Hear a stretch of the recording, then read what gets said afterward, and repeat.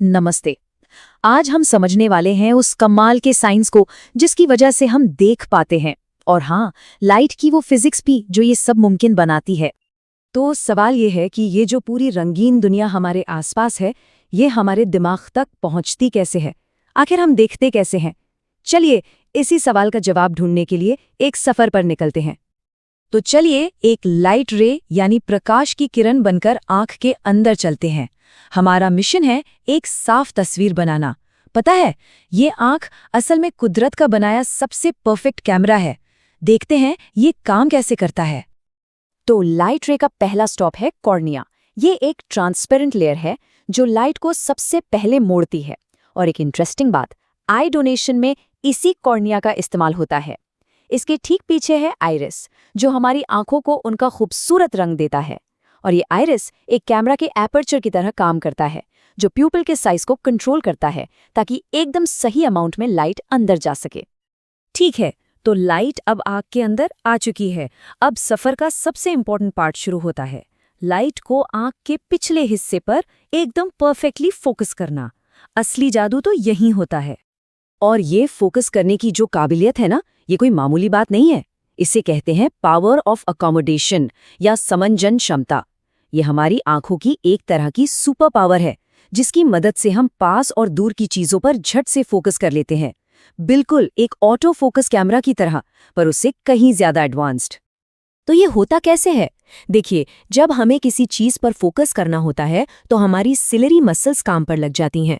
ये लेंस को खींचती हैं या ढीला छोड़ती हैं। इससे लेंस का शेप बदलता है और लाइट की किरणें मुड़कर ठीक ठीक रेटिना पर मिलती हैं।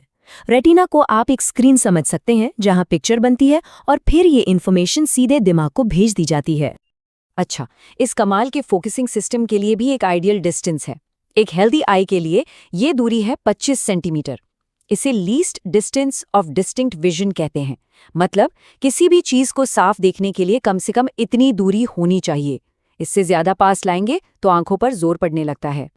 लेकिन क्या हो अगर लाइट का ये सफर अपने रास्ते से भटक जाए? अगर लाइट रेटिना पर ठीक से फोकस ही ना हो पाए? बस यहीं से शुरू होती हैं नजर की दिक्कतें। ये इस सफर में आने वाली कुछ आम रुकावटें हैं। दो सबसे कॉमन प्रॉब्लम्स हैं, मायोपिया यानी निकट दृष्टि दोष और हाइपोमेट्रोपिया यानी दूर दृष्टि दोष। मायोपिया में दूर की चीजें धुंधली दिखती हैं। ऐसा इसलिए होता है क्योंकि इमेज रेटिना से पहले ही बन जाती है। और हाइपोमेट्रोपिया में इसका उल्टा होता है, पास की चीजें धुंधली दिखती हैं क्योंकि इमेज रेटिना के पीछे बनती है। फोकसिंग की इन दिक्कतों के अलावा भी कुछ परेशानियां हैं। जैसे जैसे उम्र बढ़ती है, आंख का लेंस सख्त हो जाता है, जिससे प्रेसबायोपिया होता है।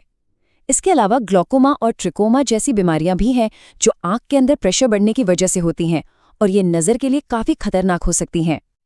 पर अच्छी बात यह है कि इन ज़्यादातर समस्याओं का बहुत सिंपल और इफ़ेक्टिव सॉल्यूशन मौजूद है। चश्मे या कॉन्टैक्ट लेंसेज की मदद से हम लाइट को वापस सही रास्ते पर ला सकते हैं, ताकि वो एकदम ठीक रेटिना पर फोकस हो। और यहाँ पर फिजिक्स हमारी मदद करती है।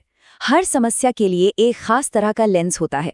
मायोपिया के लिए एक कॉन्केव लेंस, ये लाइट को थोड़ा फैला देता है ताकि फोकस पॉइंट पीछे खिसककर रेटिना पर आ जाए। हाइपोमेट्रोपिया के लिए एक कॉन्वेक्स लेंस, ये लाइट को इकट्ठा करता है जिससे फोकस पॉइंट आगे आकर रेटिना पर बन जाता है। और प्रेसबायोपिया के लिए, उसके लिए होता है बाइफोकल लेंस, जिसमें ये दोनों ही होते हैं। चलिए अब आंख की बायोलॉजी से थोड़ा ब्रेक लेते हैं और लाइट की फिजिक्स की हैरान कर देने वाली दुनिया में चलते हैं।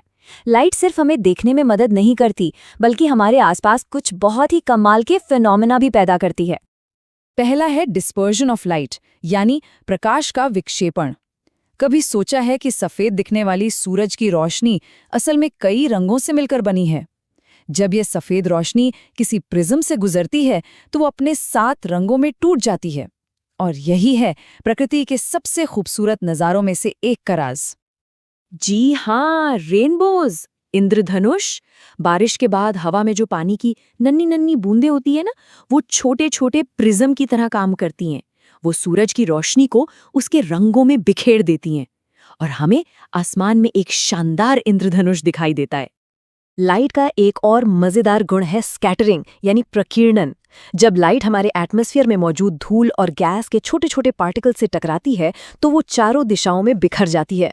और ये एक बहुत ही सिंपल सी घटना हमारे आसमान का रंग तय करती है। सोचिए, दिन के वक्त आसमान नीला क्यों दिखता है? क्योंकि नीले रंग की वेव्स छोटी होती हैं, इसलिए वो बाकी रंगों से कहीं ज्यादा बिखरती हैं। लेकिन सूर्योदय और सूर्यास्त के समय सूरज हमसे बहुत दूर होराइजन पर होता है।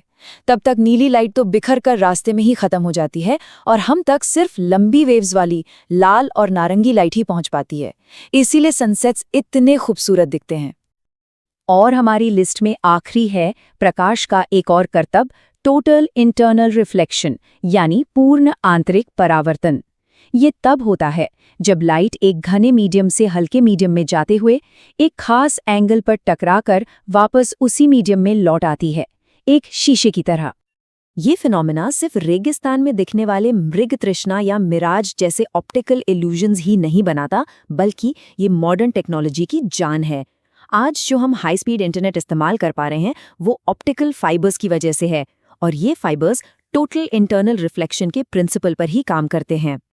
तो अब तक हमने जो कुछ भी समझा उसके आधार पर एक सवाल।